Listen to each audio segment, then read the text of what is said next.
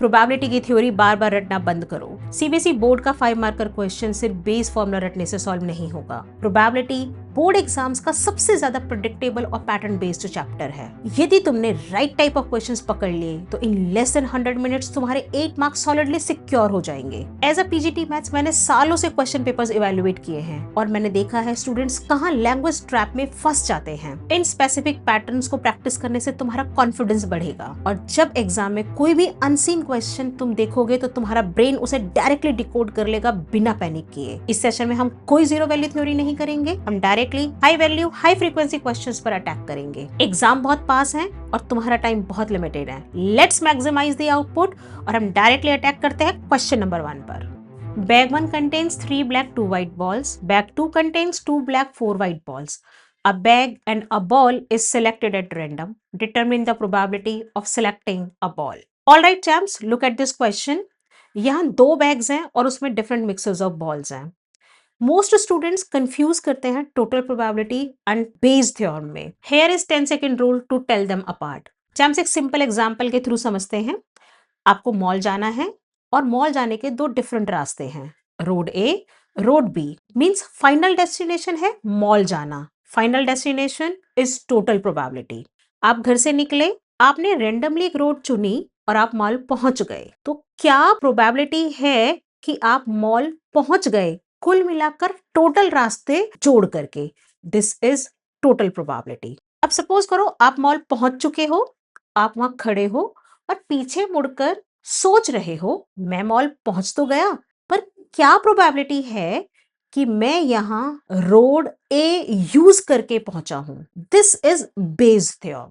या आप सोच रहे हो मैं मॉल पहुंच तो गया, पर क्या प्रोबेबिलिटी है मैंने रोड बी यूज करी? This is again reverse probability, Bayes theorem. तो प्रेजेंट क्वेश्चन में हम क्या करने वाले हैं, आपके पास 2 बैग्स हैं और आपको ब्लैक बॉल निकालनी है। तो black ball means final destination, जहां फाइनल डेस्टिनेशन है वो टोटल प्रोबेबिलिटी है। तो हमारा प्रेजेंट क्वेश्चन टोटल प्रोबेबिलिटी का है। अब इसे लिखने का पैटर्न क्या है? आपके यहाँ पर अगर आपके पास 2 बैग्स हैं तो आप E1 E2 2 इवेंट सेलेक्ट करेंगे और ए आपको जो फाइनल डेस्टिनेशन मीन्स आपको जिसकी भी प्रोबेबिलिटी बतानी है उसे आप इवेंट ए लेट करेंगे। आपके पास यहाँ पर 2 बैग्स हैं, बैग 1 एंड बैग 2। बैग 1 में आपके पास है 3 ब्लैक 2 व्हाइट बॉल्स और यहाँ आपके पास है 2 black 4 white balls. Let the events be E1 first bag selected, E2 second bag selected, A black ball drawn और आपको प्रोबेबिलिटी निकालनी है ए की। तो what is the formula of total probability? Total probability का फॉर्मूला है probability of E1। E1 means first bag को select करने की प्रोबेबिलिटी क्या है? फर्स्ट बैग को सिलेक्ट करने की प्रोबेबिलिटी है प्रोबेबिलिटी ऑफ E1। आपके पास 2 बैग्स हैं तो एक बैग को सिलेक्ट करने की प्रोबेबिलिटी है half. Probability of E1 is half, probability of E2 is also half. अब सपोज आपने फर्स्ट बैग सेलेक्ट कर लिया है, वहां से ए ब्लैक बॉल आने की प्रोबेबिलिटी क्या है? आपके पास कितनी ब्लैक बॉल्स हैं? 3 ब्लैक बॉल्स हैं और उसमें टोटल 5 बॉल्स हैं। तो यहां पर a बाय E1 आपके पास है 3/5। फर्स्ट बैग सेलेक्ट करके उसमें से ब्लैक बॉल आने की प्रोबेबिलिटी। और सेकंड, सपोज आपने सेकंड बैग सेलेक्ट किया है और उससे ब्लैक बॉल आने की प्रोबेबिलिटी। सेकंड बैग के अंदर आपके पास है 2 black balls and total balls है 6, तो ये प्रोबेबिलिटी है 2/6। ये 4 पैरामीटर बहुत इंपॉर्टेंट है आपको निकालना। आपने ये डिकोड कर लिए, आपका टोटल प्रोबेबिलिटी का क्वेश्चन हो गया। अब आपने सिर्फ क्या करना है, आपने E1 probability of E1 into probability of A by E1 को यहाँ फॉर्मूले में रखना है। यह है टोटल मिलाकर रास्तों की प्रोबेबिलिटी। यदि आपने फर्स्ट बैग सेलेक्ट किया और उससे आपने ब्लैक बॉल निकाली, this is the probability of black ball from the first bag.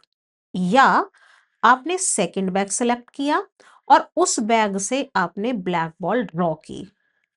Suppose इस क्वेश्चन में थर्ड बैग होता, 3 बैग होते, तो आपका यहाँ फॉर्मूला आता probability of E3, third bag selection की प्रोबेबिलिटी एंड ब्लैक बॉल के उस बैग से आने की प्रोबेबिलिटी। मैक्सिमम आपके 3 ही केस हो सकते हैं। प्रेजेंट केस में हमारे पास 2 ही हैं, बैक तो हमारे पास ये फॉर्मूला टोटल प्रोबेबिलिटी का है।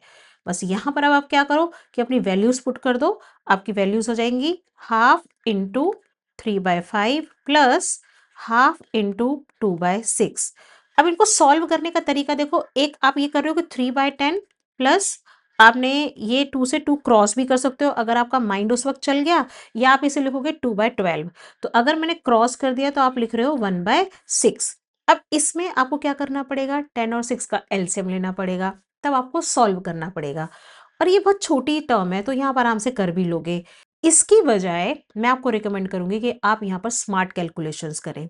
और स्मार्ट कैलकुलेशंस कैसे करनी है आपको, आप यहाँ टोटल प्रोबेबिलिटी में और बेस में कट मत करो, अपना एलसीएम सेम बनाने की कोशिश करो।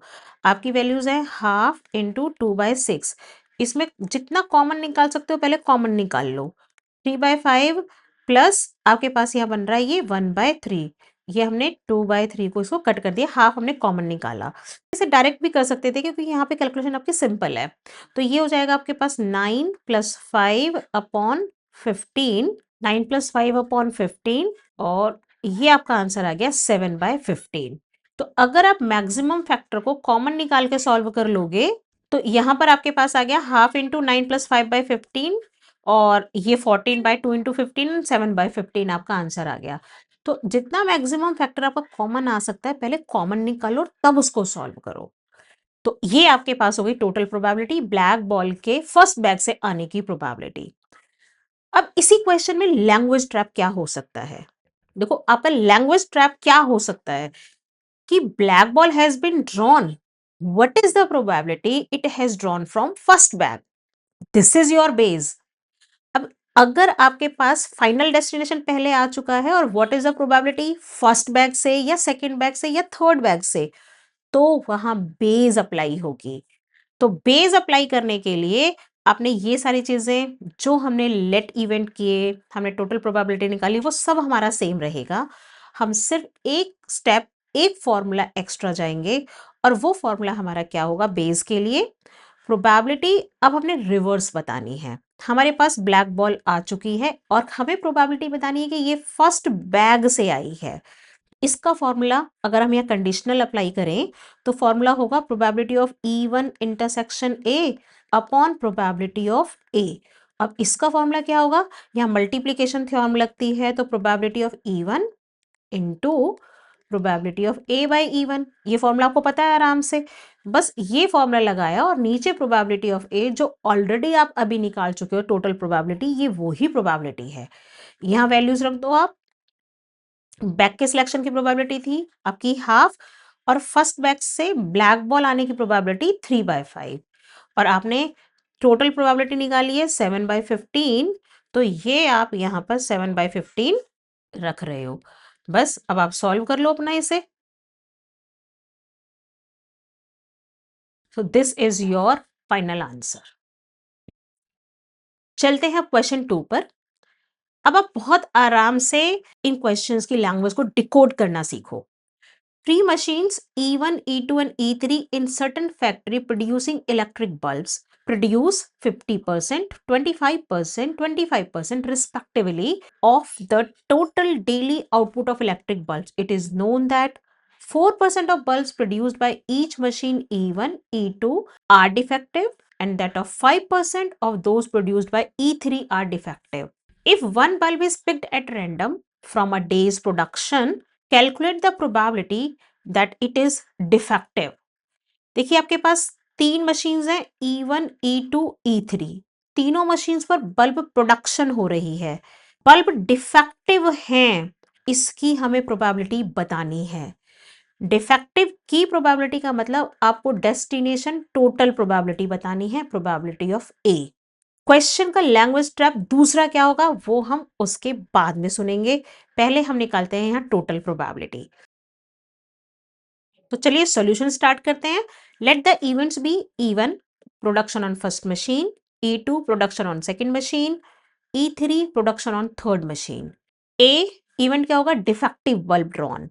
तो प्रोबेबिलिटी ऑफ ए होगी E1, probability of E1 into probability of A/E1, probability of E2 into probability of A by E2, और क्योंकि यहाँ पर थर्ड मशीन भी है तो probability of E3 into probability of A by E3। आपको अब ये सारी टर्म्स की वैल्यूज निकालनी है। आपके पास प्रोबेबिलिटी ऑफ E1 है प्रोडक्शन ऑन फर्स्ट मशीन, वो है 50%, तो ये वैल्यू हो गई 50/100। Probability of E2 production on machine 2, वो है 25%, 25/100। एंड सिमिलरली E3 का प्रोडक्शन भी 25% है, तो वो 25/100 हो गया। आपको निकालनी है प्रोबेबिलिटी ऑफ डिफेक्टिव बल्ब। आपने मशीन 1 को चूज किया और उससे आपने एक बल्ब ड्रॉ किया और वो डिफेक्टिव है, इसकी प्रोबेबिलिटी क्या है? Probability of A by E1 is 4% of daily production on E1 and E2। ये है 4%, 4/100। Probability of A by E2 similarly आपके पास है 4/100, and probability of A by E3 ये आपका है 5%, 5/100। बस आपको डाटा मिल चुका है और ये वैल्यूज अब आप यहाँ आराम से रख दो। तो 50/100 इंटू 4/100 हमने वैल्यूज रखी, 25/100 इंटू 4/100, 25/100 इंटू 5/100। तो हमने क्या कोशिश करनी है, हमने इसको सॉल्व करते समय कोशिश ये करनी है कि डिनोमिनेटर सेम बनाना है। तो डिनोमिनेटर सेम बनाने के लिए 25 वन जा, 25 फोर जा, 25 वन जा एंड फोर जा कट करो। इसे 52 जा पे 100 मत करो, इसे 25 से ही कट करो आप। 25 टू जा एंड 25 फोर जा, इससे आपका एलसीएम सेम होगा और बहुत जल्दी सॉल्व हो जाएगा। एलसीएम आपका 400 आ रहा है और ऊपर आपके पास हो गया 8 + 4 + 5, और ये 17/400 आपका आंसर आ गया। This is your total probability. अब इस क्वेश्चन का एक लैंग्वेज ट्रैप समझते हैं। अगर क्वेश्चन ये कहता कि one bulb is picked, it is found to be defective, what is the probability it was produced on machine 3।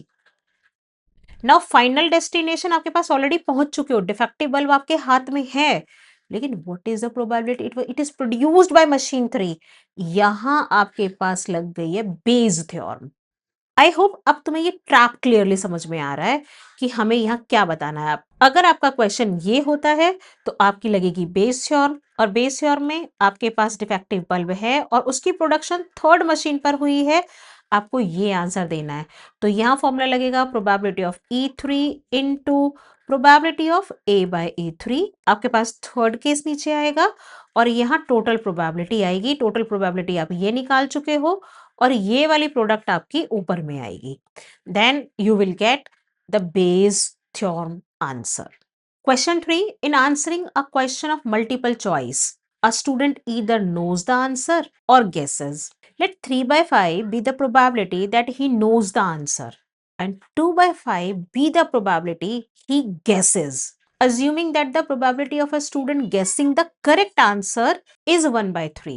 What is the probability that student knows the answer given that he answered it correctly? Decode the language trap. Question में कितने path given है? Knows और guesses. This is your E1, this is your E2। अब question का final destination क्या है? Answer करना। What is the probability student knows the answer given that he answered it correctly. तो अब इस क्वेश्चन के अंदर आपका E1 क्या है? दो पाथ कौन से हैं? इधर नोज, या तो वो क्वेश्चन का आंसर जानता है या वो गेस करेगा। तो दिस इज योर E2। दोनों ही सिचुएशंस में वो क्वेश्चन का करेगा क्या? फाइनल डेस्टिनेशन क्या है? वो उसका आंसर करेगा। तो आंसर्ड इट करेक्टली, आपको लाइन के लास्ट में जो दो चीजें आपको गिवन होंगी, ही answered it correctly, this will become a, कि वो उस क्वेश्चन का क्या करेगा? आंसर करेगा। तो आप यहां पर पहले ये दो चीजें लेट कर लोगे। लेट E1 आपके पास क्या है? Knows the answer. सिंपल एक एक वर्ड में मैं डिकोड करा रही हूं आपको, बाकी आप ऐड कर लेना। ही नोज द आंसर। E2 क्या है आपका? गेसेस। और ए क्या है? Answered correctly. अब आपको प्रोबेबिलिटी किसकी बतानी है? अब यहाँ क्वेश्चन में समझो आपको बताना क्या है। What is the probability student knows the answer given that he answered it correctly. इस वाला आपको पता है उसने आंसर करेक्ट किया है and he knows the answer E1/A। आपको ये बताना है, दैट मीन्स यहाँ पर बेस एप्लीकेबल है। तो पहले आपको प्रोबेबिलिटी निकालनी है कि प्रोबेबिलिटी ऑफ करेक्ट आंसर क्या है। इसके दो रास्ते हैं आपके करेक्ट आंसर फाइनल डेस्टिनेशन के। अगर वो जानता है तो वो क्या आंसर देगा, और यदि वो गेस कर रहा है तो क्या आंसर देगा। तो पहले हम यहाँ देखते हैं प्रोबेबिलिटी ऑफ E1। क्वेश्चन हमें दे रखी है 3/5 be the probability he knows the answer. तो इसकी प्रोबेबिलिटी है 3/5।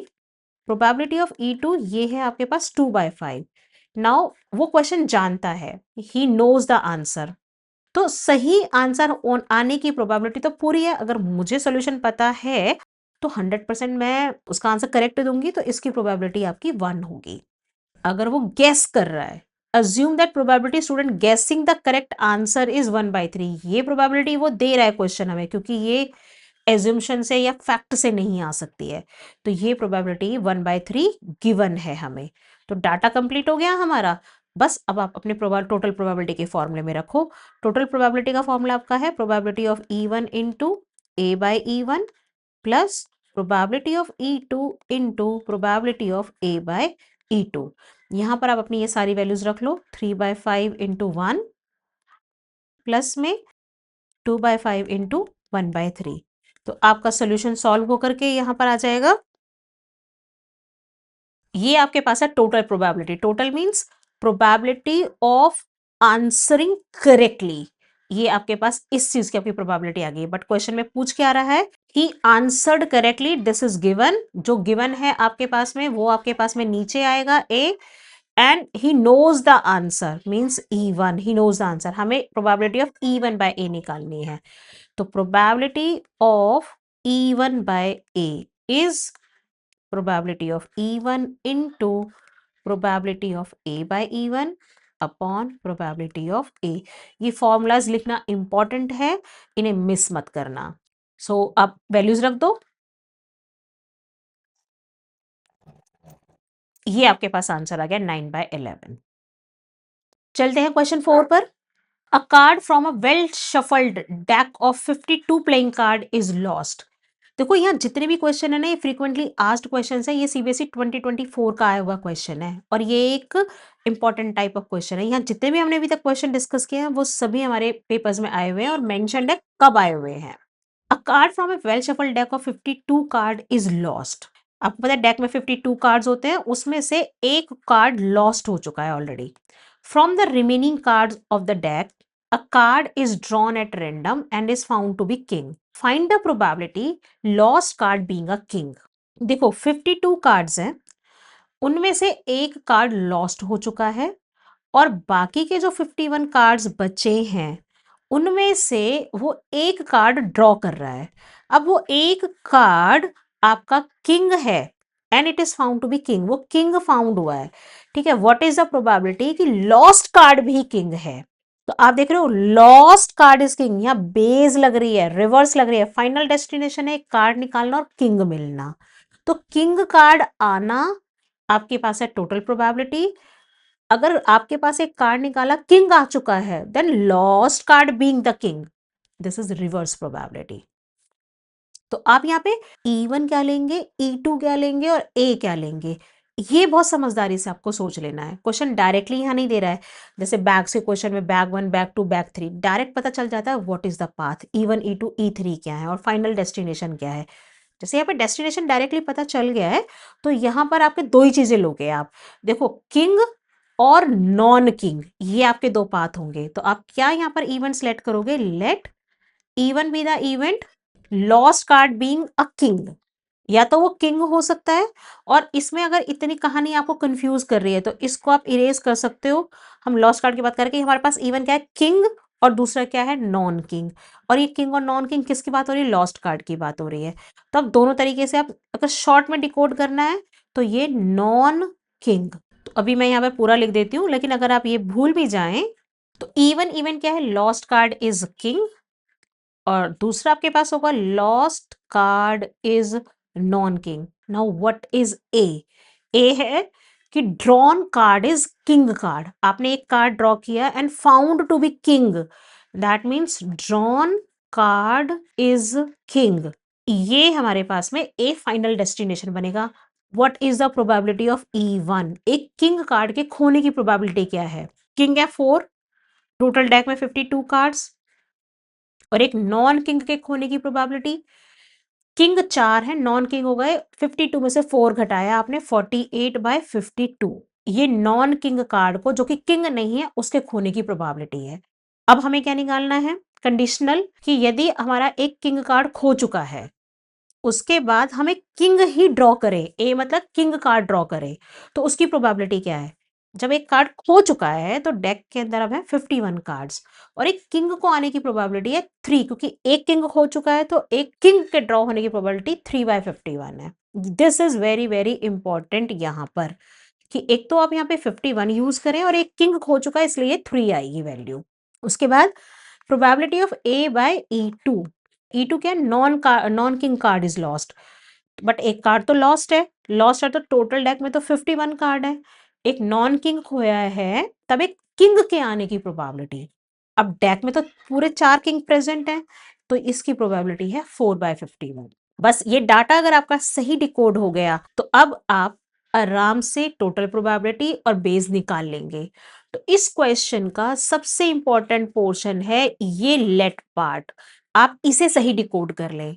E1 E2 क्या है और फाइनल डेस्टिनेशन क्या है, उसके बाद A/E1 A/E2 सही डिकोड कर लें, तो अब आप आराम से प्रोबेबिलिटी ऑफ E निकाल सकते हो। फॉर्मूला आप लिख लेना, मैं इसे अब बार बार नहीं लिख रही हूँ।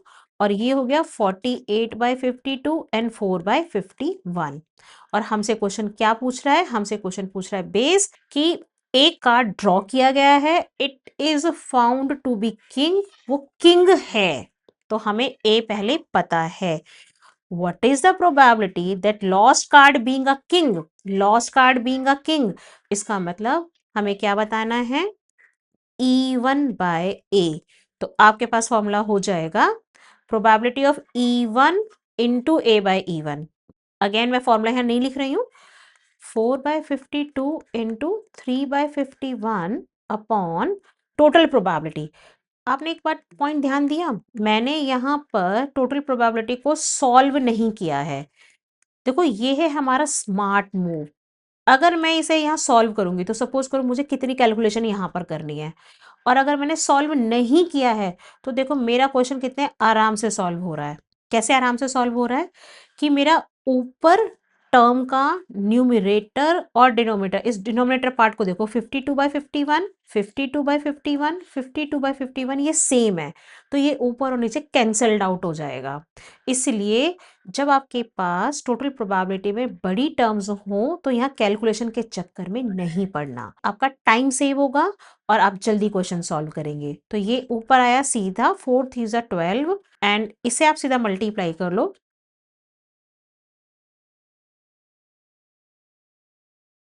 तो मेरा आंसर हो गया 3/51। This is my answer.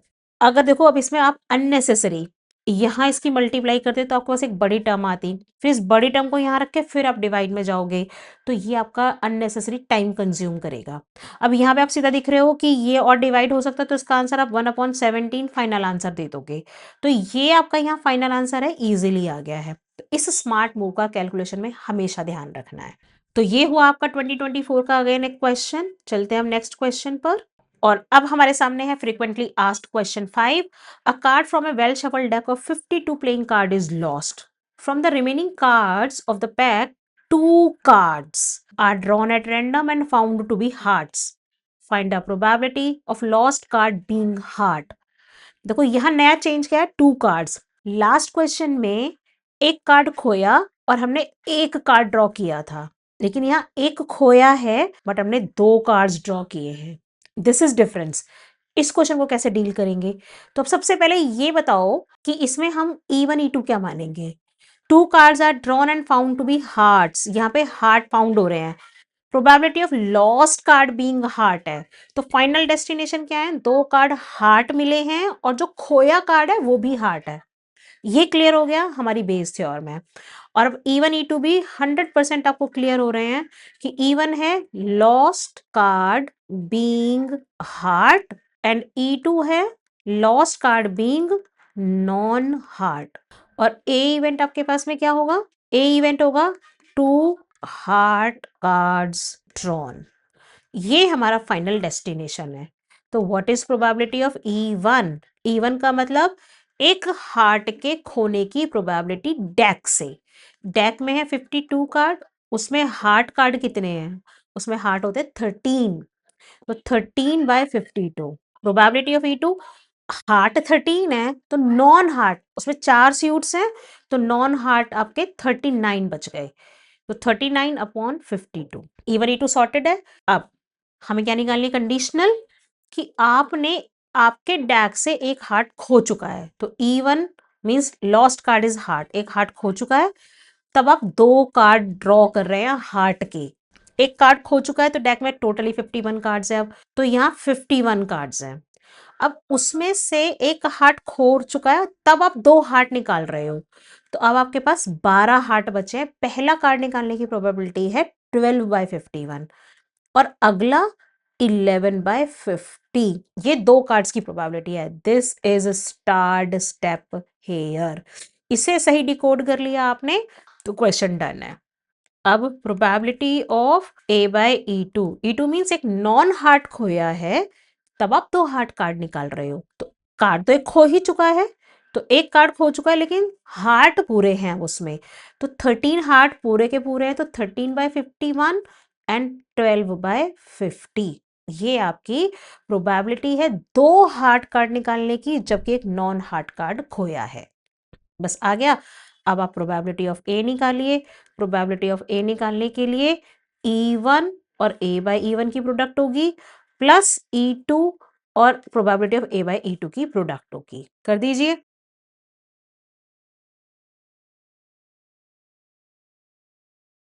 और अब आपको क्या बताना है क्वेश्चन के अंदर? Reverse probability. आपने 2 हार्ट निकाल लिए हैं, तो ए आपके पास आ चुका है, 2 हार्ट आप निकाल चुके हो। Lost card being heart, lost card being heart का मतलब आपसे E1/A पूछी जा रही है, तो आपके पास ऊपर जाएगा E1 की प्रोबेबिलिटी, A/E1 की प्रोबेबिलिटी आपने रखी, तो बस अब नीचे ये टोटल प्रोबेबिलिटी रख दो। देखो अगेन मैंने यहां पर इसे सॉल्व नहीं किया है।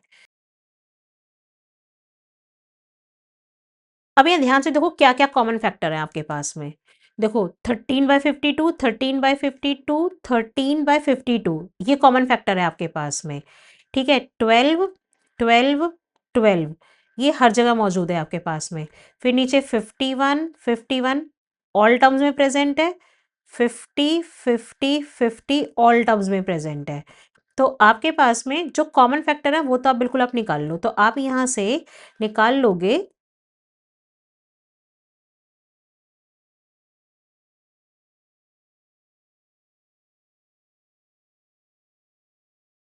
तो आपके पास में ये सॉल्यूशन सॉल्व होके डायरेक्टली आ गया 11/50। This is your final answer. I hope आपको ये दोनों टाइप्स ऑफ क्वेश्चन समझ में आ गए। एक कार्ड खोने पर एक कार्ड निकालना और एक कार्ड खोने पर 2 कार्ड्स निकालना। अब जो क्वेश्चन स्क्रीन पर है ये आपका सीबीएसई सैंपल क्वेश्चन पेपर का 25 का क्वेश्चन है ये। और देखो ये क्वेश्चन बड़ी ट्रिकी लैंग्वेज यूज कर रहा था। इस क्वेश्चन में क्या है? The probability that it rains today is 0.4। If it rains today the probability that it will rain tomorrow is 0.8। If it does not rain today the probability that it will rain tomorrow is 0.7। लग रहा है बड़ी भयंकर सी language है। जहां आपको इस तरह की लैंग्वेज लगे कि समझने में 2 मिनट लगेंगे, वहां आप ना ट्री डायग्राम का यूज करो। तो इस क्वेश्चन में हम एक ट्री डायग्राम बनाते हैं। हमारे पास 2 सिचुएशन है। If it rains today the probability it rains today, तो 2 चीजें हो सकती हैं। या तो ये रेन होगी आज टुडे, या आज रेन नहीं होगी, देर इज नो रेन। तो रेन होने की प्रोबेबिलिटी क्वेश्चन क्या कह रहा है? 0.4। तो ना होने की प्रोबेबिलिटी क्या है? जब भी हम नेगेशन निकालते हैं तो 1 में से उसको माइनस करते हैं, तो 1 माइनस 0.4, ये प्रोबेबिलिटी 0.6 हो जाएगी। क्वेश्चन के अकॉर्डिंग बस बढ़ते चले जाओ। The probability if it rains today the probability it will rain tomorrow is 0.8। तो रेन टुडे की प्रोबेबिलिटी ये है, अगर रेन हो रही है तो टुमारो रेन होने की प्रोबेबिलिटी आपके पास में है 0.8।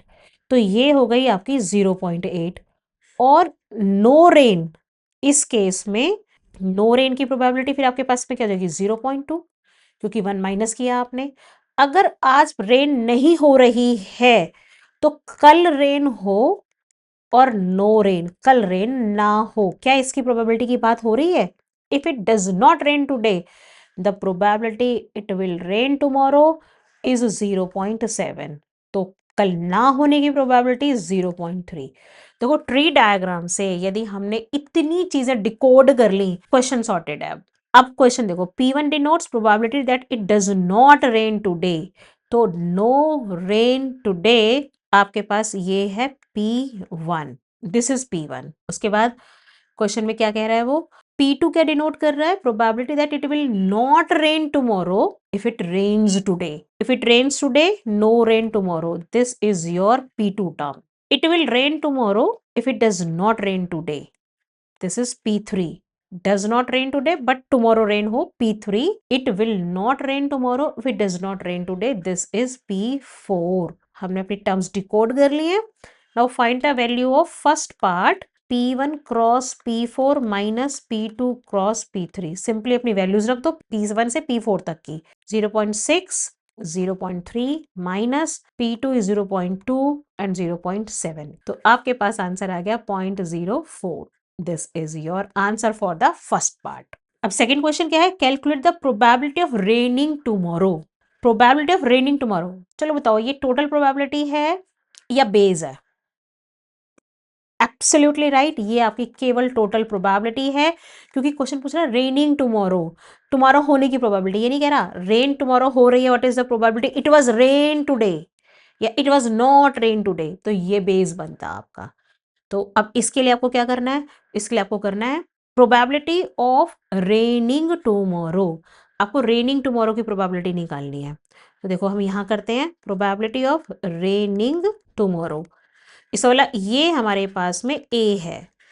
अब इसमें दो कंडीशन है, दो कंडीशन क्या है, यदि आज रेन हो रही है, आज रेन हो रही है इसका मतलब आपके पास प्रोबेबिलिटी आएगी प्रोबेबिलिटी ऑफ रेनिंग टुडे, आज रेन हो रही है, और फिर कल रेन हो रही है, आज रेन हो रही है और उसके बाद कल रेन हो रही है, इसका मतलब 0.4 इंटू 0.8 जाएगा, रेनिंग टुमारो की प्रोबेबिलिटी पूछी है उसने, तो ए बाई इवन आपके पास में वैल्यू 0.8 होगी, plus probability of no rain tomorrow and probability of rain if it is no rain tomorrow, तो ये वाली टर्म आपकी जाएगी, that this is A by E2 0.7।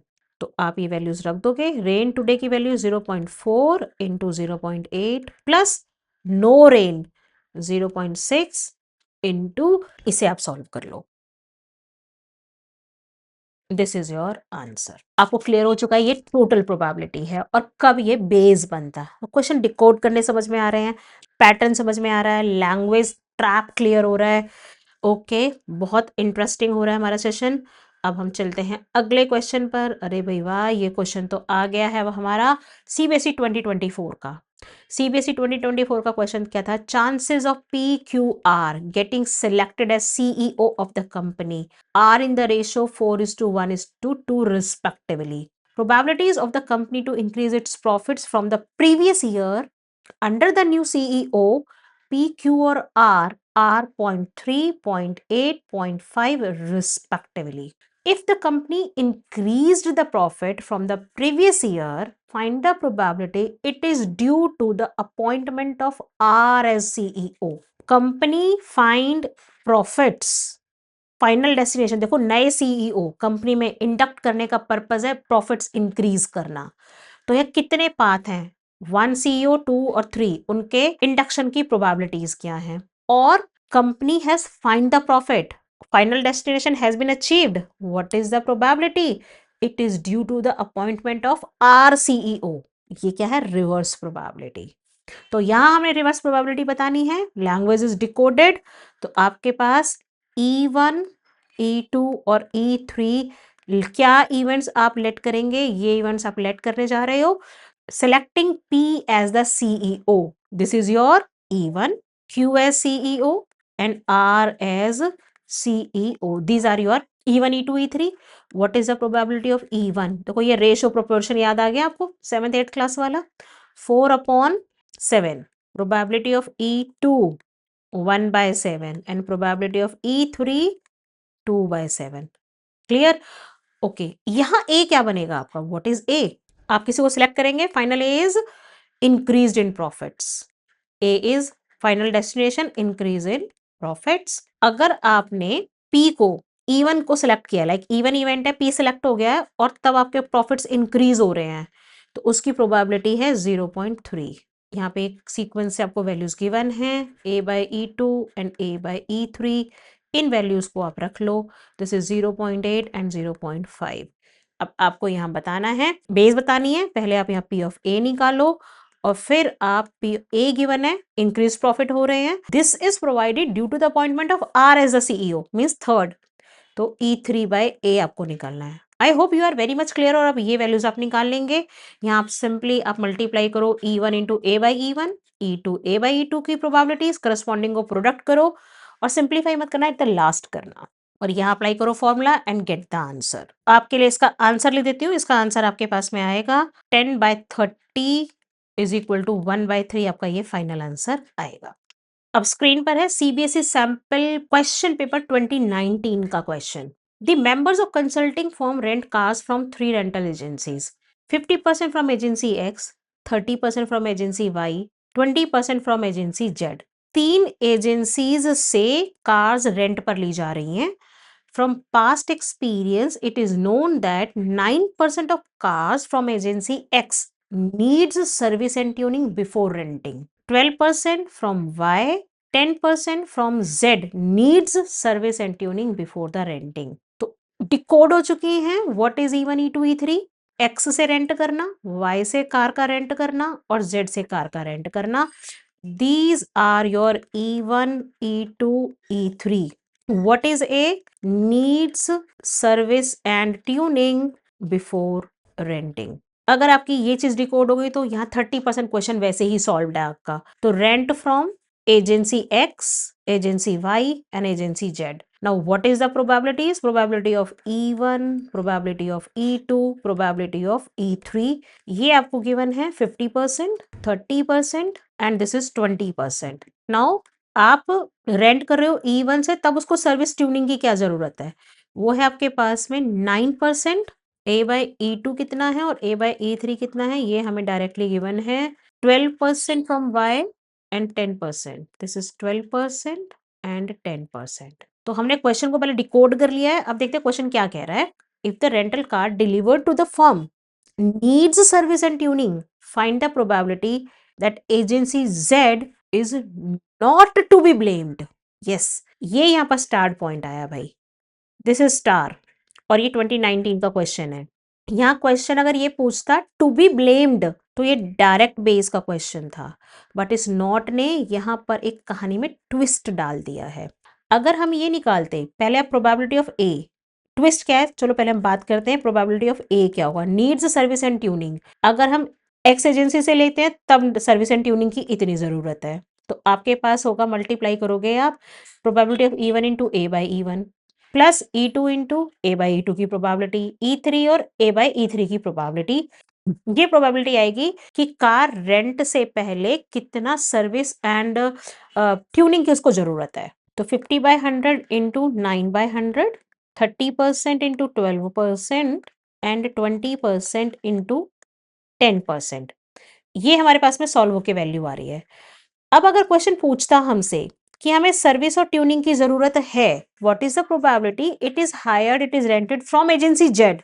Agency Z का मतलब हमें निकालना होता E3 बाय ए। लेकिन अगर क्वेश्चन ने ये नॉट इंक्लूड कर दिया है, इस नॉट के इंक्लूजन से हमारे क्वेश्चन में क्या इंट्रोड्यूस हो गया है कि हमें निकालना है, सर्विस की जरूरत है लेकिन E3 को ब्लेम नहीं करना है, नहीं करना है, नेगेशन आ गया यहाँ पर। ये हमें इस क्वेश्चन में ये नहीं निकालना, हमें ये फाइंड आउट करना है। इसमें क्या चेंज आएगा क्वेश्चन में? इसमें सिर्फ इतना चेंज आएगा, this is equal to total probability minus probability of E3 by A. आप जो करते आए हो वो तो आपको निकालनी ही है डायरेक्ट प्रोबेबिलिटी, सिर्फ उस आंसर को अपने 1 में से माइनस करना है। ये एक और स्टेप इसमें इंक्लूडेड है। तो अब आप E3 बाय ए निकालो पहले। तो इसमें E3 बाय ए आपकी सॉल्व करने के बाद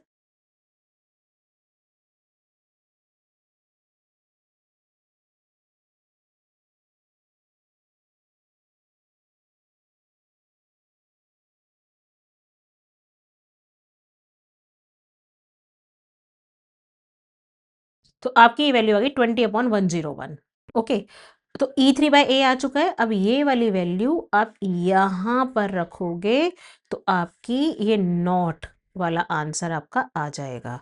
तो आपका final answer probability of E3/A not ये होगा 1 - 20/101। ये यहाँ पर एक एक्स्ट्रा पोर्शन है और इसको सिंप्लीफाई करके ये आंसर आएगा आपका। तो इस नॉट ने एक ये स्टेप एक्स्ट्रा ऐड किया है। हो गई आपकी लैंग्वेज डिकोड। यहाँ पर बस आप एक एक वर्ड क्वेश्चन के सॉल्यूशन को कहाँ ले जा रहा है ये चीज आपने डिकोड करनी है। So next question is a factory has 3 machines XYZ producing 1000 2000 3000 bolts per day respectively। तो क्लियर है कितने पार्ट हैं? तीन मशीन है और machine X produces 1% defective, Y 1.5%, Z 2% defective bolts. At the end of the day, a bolt is drawn at random found to be defective. What is the probability that defective bolt has not been produced by machine X? Here, focus on this not. ये again ये last question जैसा है। तो final destination क्या है? Final destination है कि bolt जो आपने सेलेक्ट किया वो डिफेक्टिव है। तो डिफेक्टिव मीन्स वो टोटल प्रोबेबिलिटी हुई और टोटल प्रोबेबिलिटी ए निकाल लिया और अगर ये मशीन एक्स पर प्रोड्यूस्ड है तो वो E1/A होगा। लेकिन अगर पूछा गया not produced on machine A x पर या ए पर तो वो E1/A पूछ रहा है और 1 माइनस प्रोबेबिलिटी ऑफ E1/A आपको करना है। This is very very important part. ये है इंपॉर्टेंट पार्ट इसका। Let's decode. आप इसमें E1 E2 E3 लेट करिए, फिर probabilities of E1 E2 E3 बताइए और देन प्रोबेबिलिटी ऑफ A/E1। ए आपको पता है ए क्या बनने वाला है? Defective bolt. A/E2 और A/E3 निकाल कर प्रोबेबिलिटी ऑफ ए निकालो, देन प्रोबेबिलिटी ऑफ ए आपको गिवन है E1 निकालो, देन प्रोबेबिलिटी ऑफ E1/A निकालो। ये स्टेप्स फॉलो करके आपका आंसर आएगा और ये फाइनल आंसर आपका आएगा 1 - 1/10 9/10। ये वैल्यू आपकी 1/10 आने वाली है। चेक करो and solve. A bank offers loan to its customers on different type of interest, namely fixed rate, floating rate, variable rate. From the past data, the bank it is known that the customer avails loan on fixed rates, floating rates, or variable rates of with probability 10%, 20%, 70% respectively. A customer after availing the loan can pay the loan on default on loan repayment. The bank data suggests that probability that a person default on loan after availing it at fixed rate, floating rate, variable rate is 5%, 3%, 1% respectively. पहली बार question पढ़ के लगता है ब्ला ब्ला ब्ला ब्ला, कुछ समझ नहीं आ रहा, ऐसा फील होता है। इतनी बड़ी बड़ी स्टेटमेंट जहां होती हैं आपने वहां पे ना सिंपल कोड वर्ड्स ढूंढने हैं।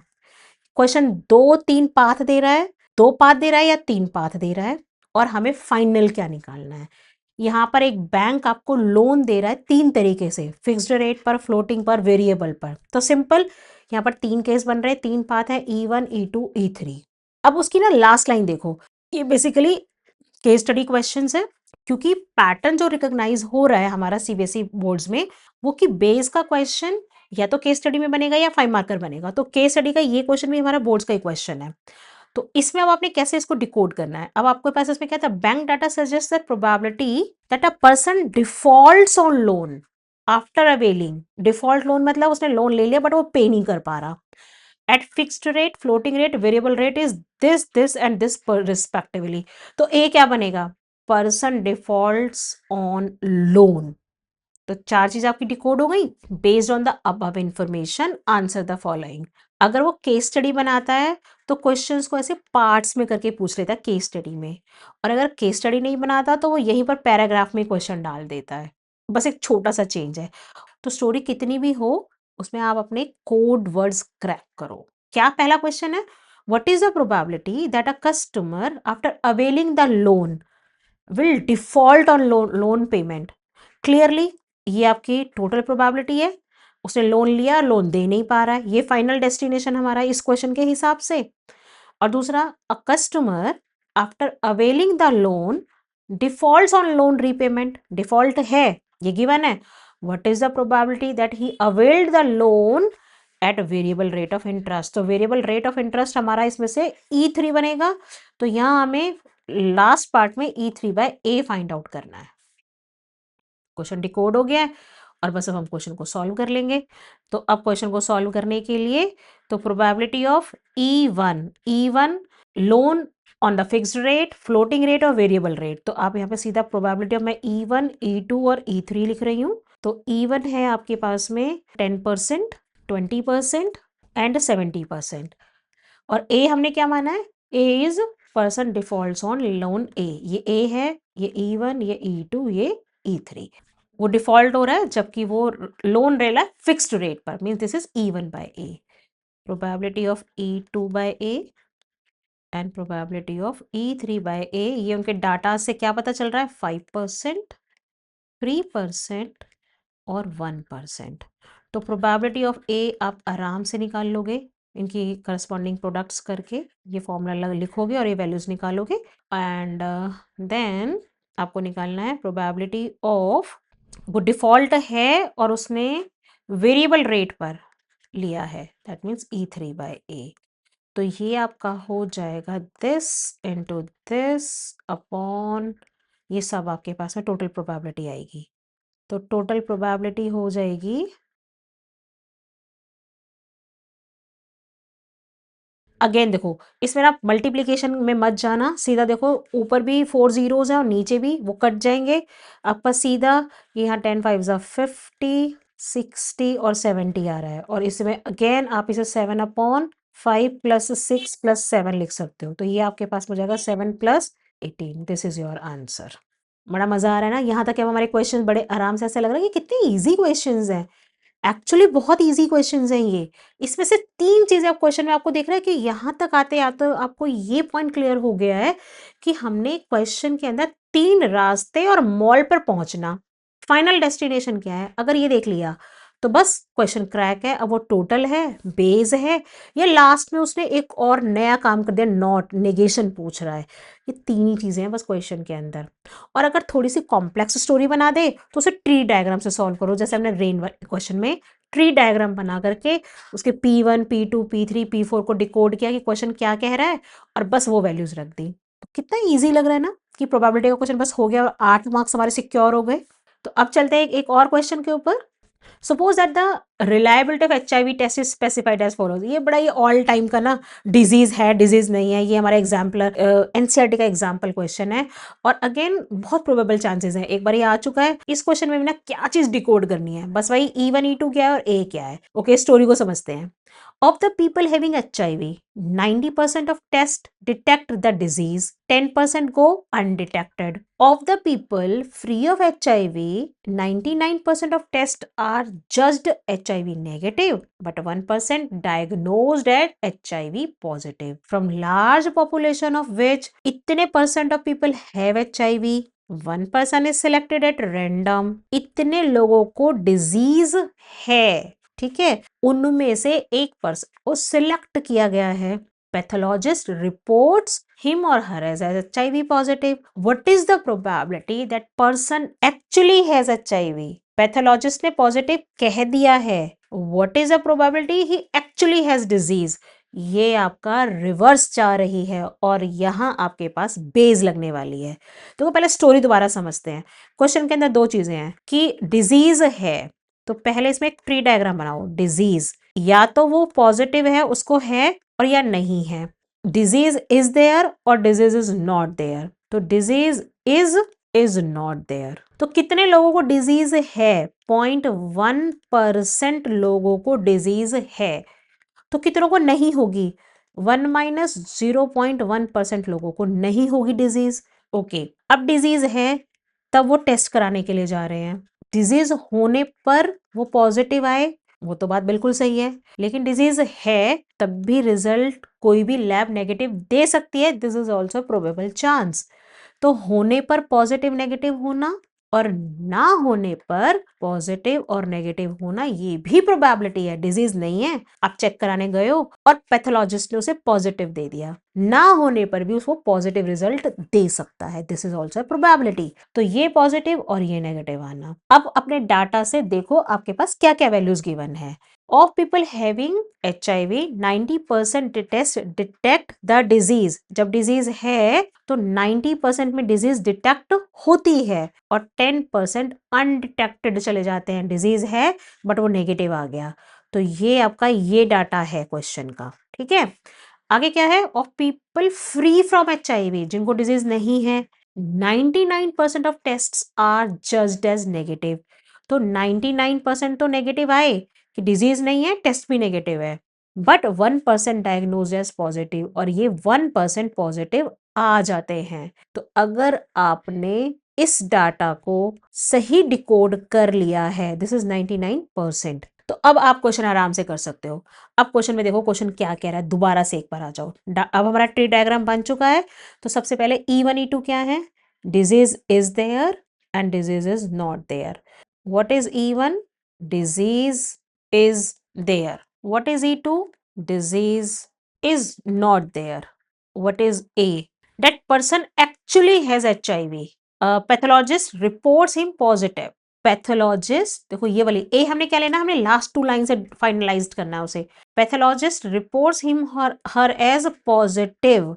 ये पॉजिटिव वो रिपोर्ट कर रहा है। What is the probability? Person has HIV, मतलब पर्सन हैज डिजीज। तो E1 और ए क्या होगा, रिपोर्टिंग पॉजिटिव, रिपोर्ट्स पॉजिटिव। तीनों चीजें डिकोड हो गई हैं आपकी।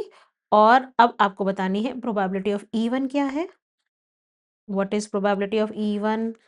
Probability of E2। Probability even disease is there, disease होने की प्रोबेबिलिटी क्या है, 0.1%।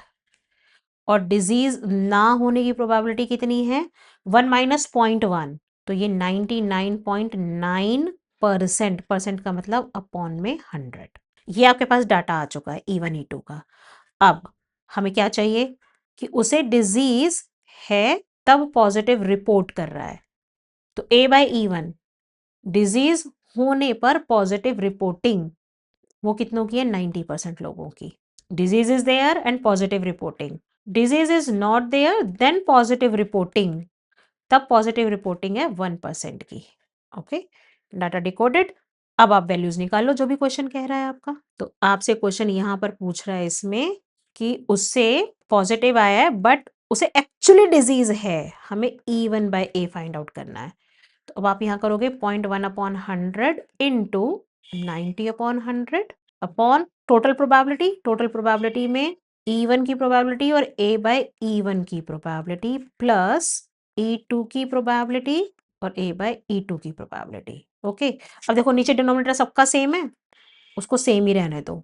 और 0.1 इंटू 99.9 इंटू 1 मीन्स यही आ गई वैल्यू। अब आप इसको सॉल्व कर लो आगे।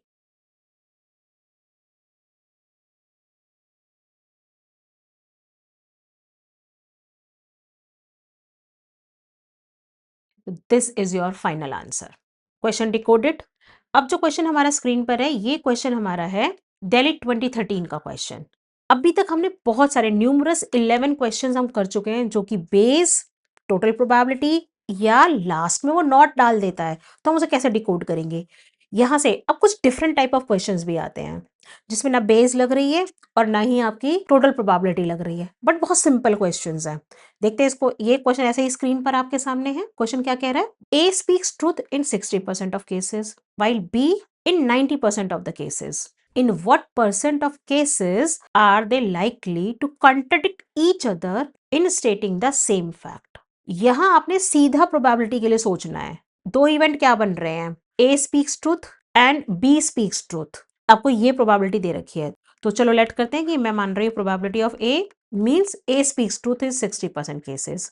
Probability of B speaks truth in 90% of cases.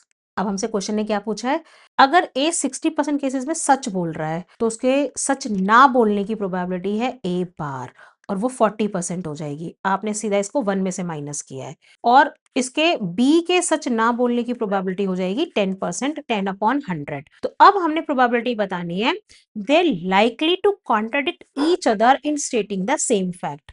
They are likely to contradict each other, probability they are contradicting each other. Contradict का मतलब ए सच बोल रहा है लेकिन बी झूठ बोल रहा है, बार डाल दो बस उस पे, या बी सच बोल रहा है और ए झूठ बोल रहा है। इसको सीधा ऐसा समझना है सीधा आपने। अब हमने सिर्फ यहाँ वैल्यूज पुट करनी है, probability of A, probability of B bar, probability of B and probability of A bar. Just इसे सॉल्व कर लो, सिंपल हो गया क्वेश्चन आपका। So answer is 42% cases. क्वेश्चन ने पूछा था ना व्हाट परसेंट ऑफ केसेस, तो आप इसमें 42/100 आंसर नहीं दो, फाइनल आंसर करो 42%। जिस टोन में क्वेश्चन पूछ रहा है उसी टोन में आंसर करो। अगर इसका आंसर आप 42/100 करोगे तो ये चांसेस है कि ये हाफ मार्क आपके लूज करेगा, क्योंकि क्वेश्चन ने परसेंटेज के फॉर्म में आंसर पूछा है। तो यहाँ आपका फाइनल आंसर यहाँ होगा 42%। अब नेक्स्ट क्वेश्चन हमारी स्क्रीन पर बिल्कुल सिमिलर क्वेश्चन है। A speaks truth in 80% of cases and B in 90% of cases. What is the probability that they favor each other in stating the same fact? इस question बस क्या change होगा, favour कर रहे हैं। फेवर करने का मतलब है यदि A सच बोल रहा है तो B भी सच बोल रहा है, या मीन्स प्लस A झूठ बोल रहा है तो B भी झूठ बोल रहा है। सिचुएशन ये है हमारी। तो यहाँ probabilities of A into probabilities of B होगी, या probabilities of A bar into probabilities of B बार होगी। Probability of A, probability of B given है, A बार 20% और B बार आपका 10% आएगा। Put the value and find the answer. This is just simple. Next question is A and B appeared for an interview for 2 vacancies. The probability of A's selection is 1/5 and that of B's selection is 1/3. Find the probability that both of them will be selected. None of them will be selected. Only one of them will be selected. At least one of them will be selected. This is again very important type of the questions, और इस type के question आप 11th में करते थे। तो यहाँ पर एटलीस्ट, सबसे पहले यहाँ से समझते हैं at least one of them selected. At least का मतलब होता है यूनियन की प्रोबेबिलिटी निकालना, probability of A union B निकालना। Only one of them selected, only one of them यदि मैं वेन डायग्राम से आपको समझाऊं कि this is A this is B, only का मतलब ओनली ए, या तो ए सेलेक्ट होगा या बी सेलेक्ट होगा। ओनली वन ऑफ देम का मतलब probability of A intersection B bar plus probability of B intersection A bar. Question ये पूछ रहा है आपसे, ओनली वर्ड पूछा है उसने। Then none of selected means neither A nor B selected. इसका मतलब क्या है, ना तो ए सिलेक्ट हुआ है और ना ही बी सिलेक्ट हुआ है, तो ये आपको नन ऑफ देम में वैल्यू निकालनी है। डिमॉर्गन्स लॉ लगेगा यहाँ पर आपका। And both of them selected का मतलब probability of A intersection B पूछ रहा है क्वेश्चन आपसे। अब यहाँ एक चीज और ध्यान दो, both will be selected, both of them will be selected मतलब ए का सिलेक्शन और बी का सिलेक्शन इंडिविजुअल सिलेक्शन है। इन दोनों की सिलेक्शन एक इंडिपेंडेंट इवेंट बना रही है। और इंडिपेंडेंट इवेंट याद आया, इंडिपेंडेंट वर्ड। तो इंडिपेंडेंट के लिए probability of A intersection B का फॉर्मूला होता है probability of A into probability of B. इससे प्रोबेबिलिटी ऑफ ए गिवन है, प्रोबेबिलिटी ऑफ बी गिवन है, आप प्रोबेबिलिटी ऑफ बोथ के सिलेक्शन की प्रोबेबिलिटी निकाल लेंगे। तो हमारी प्रोबेबिलिटी फर्स्ट पार्ट का solution probability of A intersection B is probability of A into probability of B, and वो हमें डायरेक्टली गिवन है 1/5 इंटू 1/3, ये 1/15 दोनों के सिलेक्शन की प्रोबेबिलिटी आ गई है। Now second part, none of them will be selected, probability neither A means A prime nor B prime, ये हमें निकालना है।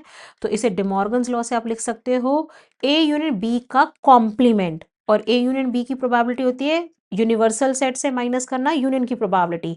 यूनिवर्सल सेट की प्रोबेबिलिटी हमेशा 1 होती है, तो 1 minus probability of A union B, इसे हम यहाँ रखेंगे।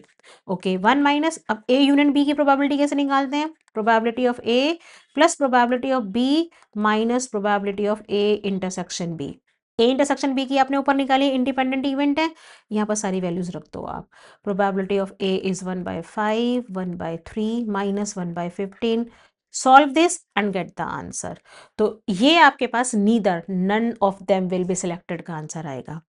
उसके बाद ओनली वन ऑफ देम का मतलब ए सिलेक्टेड है बट बी नहीं, या बी सिलेक्टेड है ए नहीं। तो थर्ड पार्ट के लिए probability of only one of them, probability of A union B prime, और मतलब प्लस जहां केसेस बनते हैं और से जोड़ते हैं, और को हटा के हम प्लस साइन इंट्रोड्यूस करते हैं, and B union, sorry union नहीं, इंटरसेक्शन आएगा इसमें जब आपके पास ओनली होता है, तो A intersection B prime, only A है बट बी नहीं, बी है बट ए नहीं, ये होता है आपका।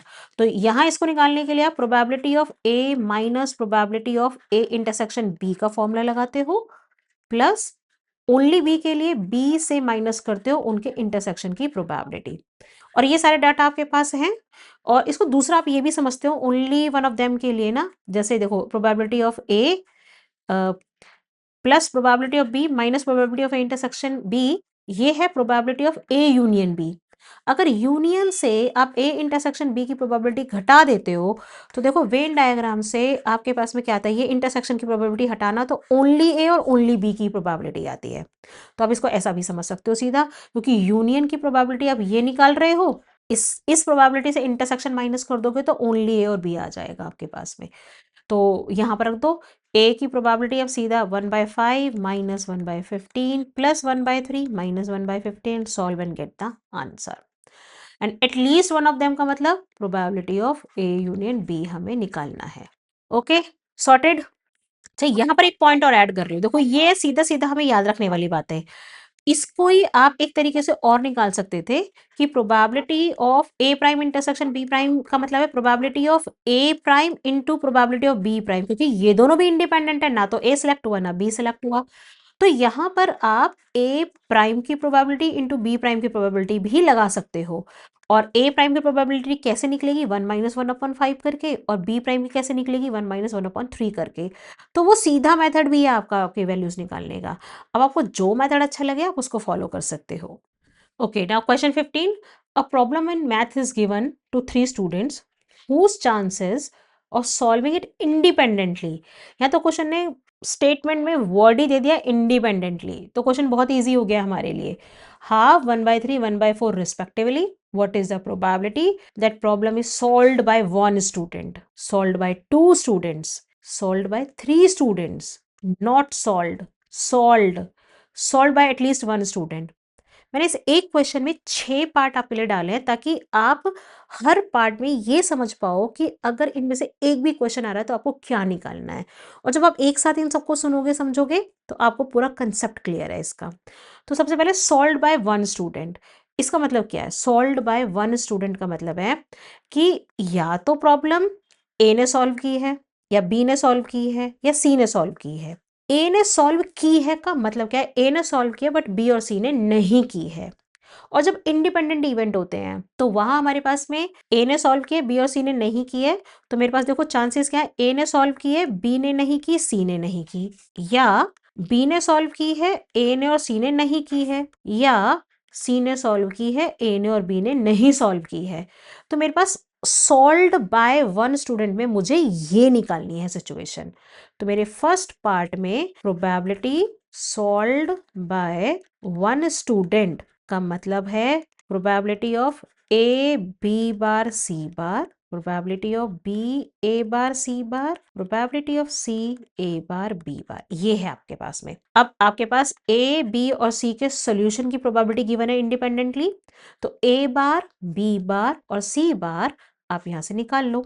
तो प्रोबेबिलिटी ऑफ ए बार है 1 माइनस 1/2 हाफ, बी बार है 1 माइनस 1/3 2/3, और प्रोबेबिलिटी ऑफ सी बार है 1 माइनस 1/4 3/4। तो डाटा कंप्लीट है। अब देखो ए बी बार सी बार की प्रोबेबिलिटी, जब इंडिपेंडेंट इवेंट होते हैं तो ये प्रोबेबिलिटी इंडिपेंडेंट के केस में probability of A into probability of B bar probability of C bar है। मतलब आपने अगर ये डिकोड कर लिया ना कि आपने ये वैल्यूज डालनी है, तो बस ये क्वेश्चन सॉल्व है आपका। प्लस में probability of B into A bar C bar and so on, ये सारी वैल्यूज आपने रखनी है। तो बस हमें वैल्यू रख दो, ए के होने की प्रोबेबिलिटी, ये सब कंप्लीट कर लोगे फॉर्मूला 1/2, और यहाँ नेगेशन जाना है 2/3 3/4। यहाँ बी के सोल्यूशन की प्रोबेबिलिटी आएगी और ए बार बी बार की प्रोबेबिलिटी, ए बार और सी बार की प्रोबेबिलिटी, फिर सी की सोल्यूशन की प्रोबेबिलिटी, और ए से सॉल्व नहीं हुआ और बी से भी सॉल्व नहीं हुआ इसकी प्रोबेबिलिटी। अब इनमें देखो सब में आपका 2 3 4 2 3 4 2 3 4 आपके पास है, तो आपके पास में होगा 2 3 6 प्लस 3 प्लस 2 अपॉन 2 3 4। हमने एलसीएम ले लिया, ये हमारे पास में इस पार्ट का आंसर है कि problem is solved by the first student. ठीक है, अब देखो solved by 2 students, solved by 2 student का मतलब क्या है कि ये प्रॉब्लम 2 स्टूडेंट से सॉल्व हुई है। ए और बी ने सॉल्व की है, सी ने नहीं की है। ठीक, फिर बी और सी ने की है, ए ने नहीं की। फिर सी और ए ने की है बट बी ने नहीं की। यहाँ आप इनकी इंडिविजुअल प्रोबेबिलिटीज डाल दो and you will get the answer. अब ए बी और सी बार ये सारी प्रोबेबिलिटीज आपको पता है, तो सॉल्व बाय 2 स्टूडेंट्स का आपके पास प्रोबेबिलिटी आ जाएगी और इसका आंसर आपका आ रहा है सॉल्व बाय 2 स्टूडेंट्स। ये जब आप वैल्यूज रख देंगे तो इसका आंसर आपका आएगा 1/4। सॉल्व बाय 3 स्टूडेंट्स, 3 स्टूडेंट का मतलब ए ने भी सॉल्व की, बी ने भी और सी ने भी, इसकी आपको प्रोबेबिलिटी निकालनी है। तो इसका आंसर क्या होगा, इंडिपेंडेंट है इसलिए probability of A into probability of B into probability of C, तो इन तीनों प्रोबेबिलिटीज की प्रोडक्ट हो जाएगी। तो इसका आंसर आपका आ जाएगा 1/24, इस पार्ट का आंसर। और नॉट सॉल्व्ड कि प्रॉब्लम सॉल्व ही नहीं हुई है, तो प्रॉब्लम सॉल्व नहीं हुई है का मतलब ना तो ए ने सॉल्व की है, ना बी ने, ना ही सी ने। तो ये पार्ट नॉट सॉल्व्ड आपका फोर्थ पार्ट है, इंडिपेंडेंट है। ए बार की प्रोबेबिलिटी, बी बार की प्रोबेबिलिटी और सी बार की प्रोबेबिलिटीज की आप यहाँ प्रोडक्ट करोगे, जो हमने ये वैल्यूज यहाँ निकाल रखी हैं। तो ये आंसर आएगा 6/24 मीन्स 1/4। ये आपका हो गया फोर्थ पार्ट का आंसर। अब problem is solved, problem is solved, problem check कोई भी एक सॉल्व करे। जब आपके पास ऐसा केस हो तो ना आपको टोटल प्रोबेबिलिटी में से प्रॉब्लम नॉट सॉल्व्ड निकाल दो, सॉल्व नहीं हो रही है, तो उसमें ना सारे केसेस कवर हो जाएंगे। ए ने सॉल्व की है या बी ने सॉल्व की है या सी ने, या ए और बी ने, ए और सी ने, या बी और सी ने। एक एक भी सॉल्व कर सकते हैं, दो दो भी सॉल्व कर सकते हैं, या सारे भी सॉल्व कर सकते हैं। उन सब केसेस में प्रॉब्लम सॉल्व हो रही है, तो प्रॉब्लम इज सॉल्व्ड के लिए इन सब की प्रोबेबिलिटी निकालनी है। अब अलग अलग इनमें केसेस ज्यादा बनेंगे तो आप क्या करो, टोटल में से नॉट सॉल्व्ड हटा दो, तो वो सारे केसेस कवर हो गए जो आपको प्रॉब्लम सॉल्व के लिए चाहिए। तो 1 minus problem not solved, not solved आप निकाल चुके हो अभी, तो इसमें से फोर्थ पार्ट की 1 माइनस 1/4 करोगे तो ये 3/4, ये स्मार्ट मूव है फिफ्थ पार्ट के लिए आपका। अदरवाइज एक क्वेश्चन थोड़ा बड़ा हो जाएगा अगर सीधा सोचोगे आप। तो इसका आंसर हो गया आपका 3/4, ये आंसर आ गया आपका problem not solved and solved. इसके बाद लास्ट है सॉल्व बाय एटलीस्ट वन। अब वही अगेन एटलीस्ट वन का मतलब 3 सेट्स का यूनियन निकालना है आपको, या तो अब 3 सेट्स का यूनियन निकालने बैठो आप कि probability of A B C minus A intersection B intersection C intersection है, प्लस करो तीनों का, एक तरीका वो है। अदरवाइज आप रिवर्स सोचो, रिवर्स सोच रहे हो at least one student have solved, इसके लिए आप निकाल सकते हो कि 1 माइनस प्रॉब्लम नॉट सॉल्व्ड। तो जो आपका फिफ्थ पार्ट और सिक्स पार्ट है वो दोनों सेम तरीके से डील होंगे। तो आप ये भी निकाल दोगे कि किसी एक ने एटलीस्ट वन है सॉल्व्ड और नॉट सॉल्व्ड, टोटल मिलके यूनिवर्सल सेट बनाते हैं आपका। तो इन दोनों का आंसर आपका सेम है, solve by at least one student या प्रॉब्लम सॉल्व्ड, इन दोनों का मतलब यहाँ पर यूनियन निकालना है आपको। समझ में आया? अब जो क्वेश्चन स्क्रीन पर है, यहाँ आपको probability of E, probability of F और इंटरसेक्शन की दे रखी है, देन प्रोबेबिलिटी पूछे ई बाय एफ की। तो ये सिंपल सीधा आपका कंडीशनल प्रोबेबिलिटी वाले क्वेश्चन है, E by F by E bar by F, E by F bar, E bar by F bar by E bar. मैंने ये सारे केसेस जो ऑल पॉसिबल केसेस है वो एम्बेडेड कर दिए आपको इस क्वेश्चन के अंदर। देखो इसका फॉर्मूला आपके पास क्या है, अभी इतने बेस के क्वेश्चन किए हैं आपने टोटल प्रोबेबिलिटी के, तो ये सब कंडीशनली वहाँ यूज थी। तो मेरा रिवर्स ऑर्डर में चल रहा है यहाँ पर जो सारा पैटर्न चल रहा है। तो ई बाय एफ की प्रोबेबिलिटी आपके पास है probability of E intersection F upon probability of F, this is the conditional probability कि प्रोबेबिलिटी ऑफ इवेंट ई क्या है जबकि एफ अकर हो चुका है, दिस इज कंडीशनल प्रोबेबिलिटी। तो वो उसका हमारा फॉर्मूला होता है probability of E intersection F upon probability of F. Directly values रखो, आपको फर्स्ट पार्ट का आंसर मिलेगा 4/13 ई बाय ई इंटरसेक्शन एफ है, आपकी प्रोबेबिलिटी ऑफ एफ है 9/13, तो ये सॉल्व होके आपके पास 4/9 आंसर आ रहा है। सेकंड पार्ट में अब हमें क्या प्रोबेबिलिटी पूछी गई है, प्रोबेबिलिटी ऑफ एफ बाय ई। तो सेकंड पार्ट हमसे कह रहा है कि प्रोबेबिलिटी ऑफ इवेंट एफ बताओ जबकि ई हो चुका है। तो इसका formula again E intersection F upon probability of E. जो आपके पास में नीचे गिवन है उसकी प्रोबेबिलिटी ऑफ एफ, अगर नीचे ई गिवन है तो प्रोबेबिलिटी ऑफ ई नीचे आएगा। नीचे एफ गिवन है, एफ बार गिवन है तो एफ बार की प्रोबेबिलिटी नीचे आएगी, एफ बार या ई बार। जो ये नीचे गिवन है आपके हो चुका है वही आपका हो चुकने वाला इवेंट की प्रोबेबिलिटी नीचे आपकी आती है। बस यहाँ पर अपनी वैल्यूज डाल दो, करस्पॉन्डिंग वैल्यूज। ई इंटरसेक्शन एफ की प्रोबेबिलिटी 4/13 और ई की प्रोबेबिलिटी आपकी है 7/13। तो इस पार्ट का आंसर हो गया 4/7। नेक्स्ट पार्ट है ई बार बाय एफ। याद है आपको अभी हमने जहाँ नेगेशन वाला पार्ट आया था वहां हमने ये प्रोबेबिलिटी निकाली थी नॉट के केस में, नॉट टू बी ब्लेम्ड। तो इसकी प्रोबेबिलिटी या तो आप ऐसे निकाल सकते हो 1 minus probability of E by F करके। ठीक है, एक तरीका ये है। अब देखो ई बाय एफ की प्रोबेबिलिटी अभी आपने निकाली है 4/9, तो ये 1 माइनस 4/9 आपकी 5/9 आ गई। इन केस आपको 1% ये फॉर्मूला याद ना रहे तो इसका कंडीशनल का फॉर्मूला क्या होगा, probability of E bar intersection F upon probability of F. अब ई बार इंटरसेक्शन एफ का मतलब क्या है, एफ है बट ई नहीं है, ओनली एफ है ये। तो यहाँ इसमें एफ में से आप प्रोबेबिलिटी माइनस कर दो ई इंटरसेक्शन एफ की और अपॉन में प्रोबेबिलिटी ऑफ एफ। तो probability of F is 9/13 minus 4/13 upon probability of F again 9/13। तो इसका आंसर आपका देखो डिनोमिनेटर सेम है, ऊपर 9 माइनस 4 5/9 आंसर आ रहा है। देखो चाहे आप ऐसे निकालो इतना फॉर्मूला पुट करके, या आपको ये आपके पास पॉइंट याद रह जाता है तो आप ऐसे निकालो। These are the two different methods, only first method and second method. जो आपको रिकॉल हो उसे आप अप्लाई कर लो, नो इश्यूज। अब आपको निकालना है आगे probability of E by F बार। अगर इसकी प्रोबेबिलिटी निकालनी है तो इसका आंसर फॉर्मूला होगा ई intersection F bar upon probability of F बार। अब ई इंटरसेक्शन एफ बार का मतलब ई है बट एफ नहीं है, तो प्रोबेबिलिटी ऑफ ई से ई इंटरसेक्शन एफ की प्रोबेबिलिटी माइनस होगी और नीचे प्रोबेबिलिटी ऑफ एफ बार आएगा फॉर्मूले में। तो probability of event E given है, ई और इंटरसेक्शन एफ, एफ बार कैसे निकालोगे, 1 माइनस 9/13 करके।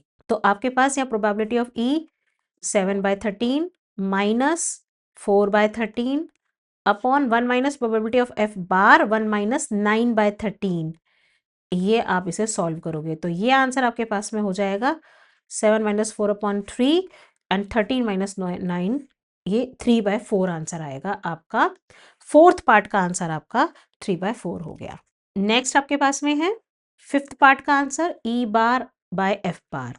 तो probability of E bar by F bar ये हो जाता है probability of E bar intersection F bar upon probability of F bar. तो ये आपके पास में है। अब यहाँ इसमें से आप निकाल सकते हो, देखो ऊपर आपके पास डिमॉर्गन्स लॉ लगा करके ये आपके पास में probability of E union F prime या bar upon probability of F bar या प्राइम, दोनों हम डिनोशंस यूज करते हैं नेगेशन के लिए। तो 1 minus probability of E union F upon 1 minus probability of F, ये फॉर्मूला लगना है। ई यूनियन एफ की प्रोबेबिलिटी निकालो, सारी वैल्यूज डालो और आपके पास इसका आंसर आ जाएगा। This is your fifth part. Fifth part का आंसर आपका फाइनली बन रहा है 1/4। इसका आंसर 1/4 आएगा। चेक करो, अपने आप वैल्यूज निकालो। Last part six part again बिल्कुल सिमिलर है जैसा हमने भी फिफ्थ पार्ट किया है, सिर्फ उसमें probability of F bar intersection E bar upon में प्रोबेबिलिटी ऑफ ई बार, सिर्फ नीचे चेंज होगा, ऊपर हमारा सेम रहेगा। तो ऊपर वही है हमारे पास में कि ना probability of E union F का प्राइम और वो 1 माइनस हो जाएगा आपके पास में। बस यहाँ नीचे this is E, probability of E bar नीचे आएगा, तो 1 माइनस प्रोबेबिलिटी ऑफ ई। ये सारी वैल्यूज पुट करो and you will get the answer 1/6। तो this will be your answer for the sixth part. तो इस पर्टिकुलर क्वेश्चन में आपको मैंने सिखा दिया है कि आप कैसे डिफरेंट डिफरेंट कंडीशनल प्रोबेबिलिटीज निकाल सकते हो। It is a complete question of conditional probability कि ये गिवन है तो हम कैसे निकालें। ओके, हमारे इस साल के सैंपल पेपर का क्वेश्चन अब स्क्रीन पर है। अब देखते हैं कि क्या हम ये लैंग्वेज डिकोड कर पा रहे हैं। जो भी हमने अब तक सीखा, ये बस उसकी टेस्टिंग है। समझ लो कि ये पेपर अभी सैंपल पेपर में नहीं, हमारे अगर बोर्ड पेपर में आए तो हम कहते हैं तैयार हो गए हैं। तो इस क्वेश्चन को डिकोड अगर हम कर लेते तो हम ये वेरीफाई कर लेंगे, यस वी आर रेडी। तो excessive use of screen can result in the vision problem. ये हमारी डेली लाइफ की प्रॉब्लम है, excessive use of screen. Obesity, sleep disorders, anxiety, low retention problem, and can impede social and emotional comprehensions and expression. It is essential to be mindful of the amount of time we spend on screens and to reduce our screen time by taking regular breaks, setting time limits, and engaging in non-screen based activities. In a class of students of age group 14 to 17, the students were categorized into three categories according to the feedback form filled by them. The first group constituted students who spent more than 4 hours per day on the screen or gaming screens.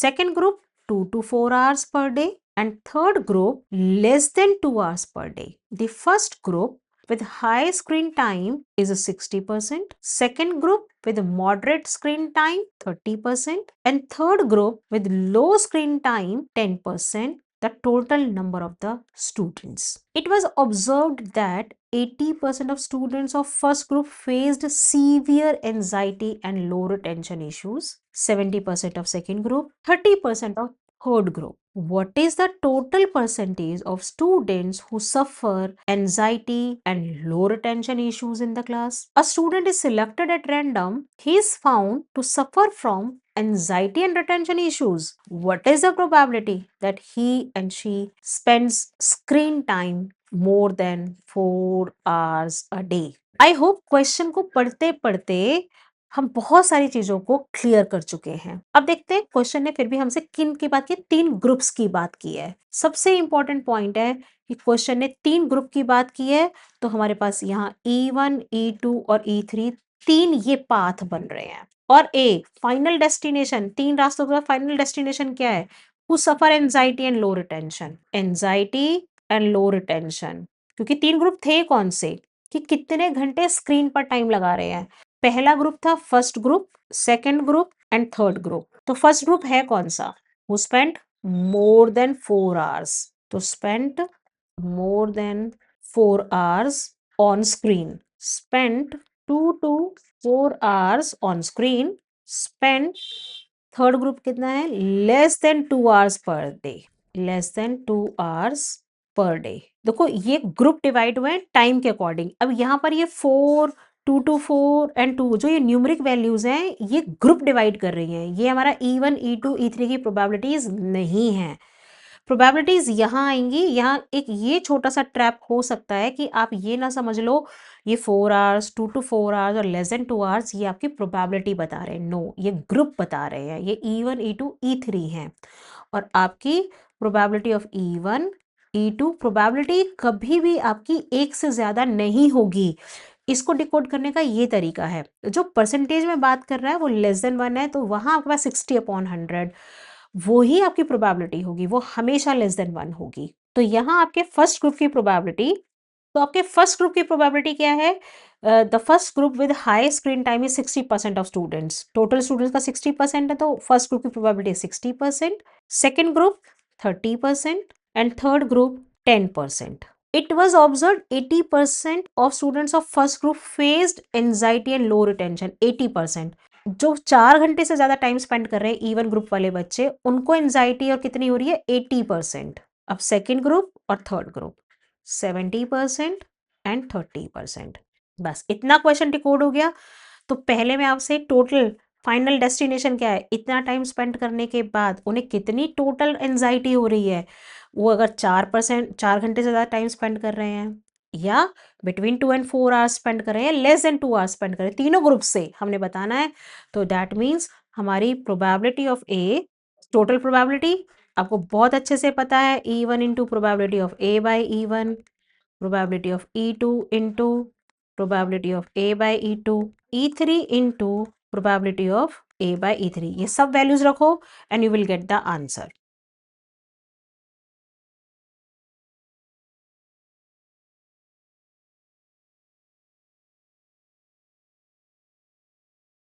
तो अगर question पूछ रहा है what total percentage, right, तो ये 72% में answer देना है आपने। This is your answer. कि थर्ड पार्ट आपसे क्वेश्चन ये पूछ रहा है इसमें, a person selected at random found to be suffer, मतलब ए ऑलरेडी अक्कर हो चुकी है, what is the probability more than 4 hours. तो मोर देन 4 आवर्स बताओगे मुझे क्या प्रोबेबिलिटी होगी? आपका मोर देन 4 आवर्स आपका E1 है, तो ये E1 बाय ए पूछ रहा है। तो E1 बाय ए के लिए 60%, 80% और ए की प्रोबेबिलिटी है 72%। तो आपके पास ये आंसर आ जाएगा,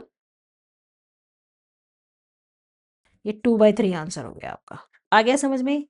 यस, अगर हमने ये क्वेश्चन डिकोड कर लिया तो हमें पता चल रहा है हम कैसे लैंग्वेज के ट्रैप से बाहर आ रहे हैं, और धीरे धीरे हमें कॉन्फिडेंस भी आ गया है कि यस, अब हम बेस के क्वेश्चंस आराम से कर सकते हैं। अगेन ये भी आपका सीबीएसई सैम्पल पेपर 2026 का ही क्वेश्चन है। 2 students Mehul and Rashi are seeking admission in a college, और ये 3 मार्कर का क्वेश्चन है आपका, और वो क्वेश्चन आपका जो पिछला था वो आपका केस स्टडी का 4 मार्कर क्वेश्चन है। The probability that Mehul is selected 0.4, exactly one of them selected 0.5, chances of selection of them is independent, find chances of selection of Rashi, also find probability of selection of at least one of them। देखो at least one of them का मतलब हो गया union, और selection of one, only राशि के selection की बात की गई है। तो पहले तो हम देखते हैं कि हमें डाटा ने दिया क्या क्या है। तो हमें क्या क्या दे रखा है, मेहुल के सिलेक्शन की प्रोबेबिलिटी, सपोज करो probability of Mehul selection is 0.4, उसको एम से रिप्रेजेंट कर दिया हमने, लेट कर लो। और दूसरा है राशि, उसके बाद selection of exactly one of them. Exactly one of them का मतलब है ओनली वन ऑफ देम, या तो एम सिलेक्टेड है, आर सिलेक्टेड नहीं है, तो वो है एम सिलेक्टेड है बट आर सिलेक्टेड नहीं है, राशि सिलेक्टेड नहीं है, या राशि सिलेक्टेड है बट मेहुल सिलेक्टेड नहीं है, ये ओनली वन ऑफ देम की प्रोबेबिलिटी गिवन है। Chances of selection of them is independent, और चांसेस इंडिपेंडेंट है, चांसेस आर इंडिपेंडेंट। ये नोट डाउन करते जाओ जो जो क्वेश्चन आपको दे रहा है। Then find the chances of selection of Rashi, तो क्वेश्चन हमसे पूछ रहा है कि राशि के सिलेक्शन होने के क्या चांसेस हैं, और एटलीस्ट वन ऑफ देम का मतलब एम यूनियन आर, हमसे एटलीस्ट की प्रोबेबिलिटी क्वेश्चन पूछ रहा है। तो ये हमने क्वेश्चन को डिकोड कर लिया है। अब क्वेश्चन को डिकोड कर लिया है तो आराम से आप निकाल सकते हो। इंडिपेंडेंट है चांसेस, तो यहाँ पर देखो प्रोबेबिलिटी एम इंटरसेक्शन आर या R intersection M, at least selection of exactly one of them आपको दे रखी है प्रोबेबिलिटी, राइट।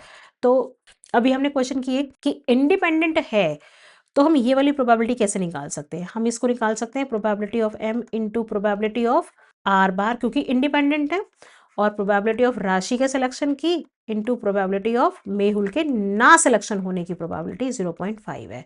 ओके, अब आपको यहाँ पर क्या क्या गिवन है, इंडिपेंडेंट है तो इसलिए ये प्रोडक्ट हो सकता है हमारा। अब आपके पास राशि की ही प्रोबेबिलिटी नहीं है सिलेक्शन की, तो आर बार की कहाँ से आएगी? तो इस क्वेश्चन में हमारे पास एक इक्वेशन हमें बनानी ही पड़ेगी एक वेरिएबल को निकालने के लिए। हमारे पास मेहुल की प्रोबेबिलिटी 0.4 है, और मेहुल के सिलेक्ट ना होने की 0.6 हो गई, वो हमने एम बार 1 माइनस करके वैल्यू निकाल ली। अब इसको लेट कर लेते हैं कि ये एक्स है लेट, ठीक है। फिर प्रोबेबिलिटी राशि के ना सेलेक्ट होने की 1 माइनस एक्स हो जाएगी, तो यहाँ ये 1 माइनस एक्स प्लस राशि के सिलेक्ट होने की एक्स इंटू 0.5। अब इस इक्वेशन को सॉल्व करके x निकाल लो बस। 0.4 minus 0.4x plus 0.6x is equal to 0.5।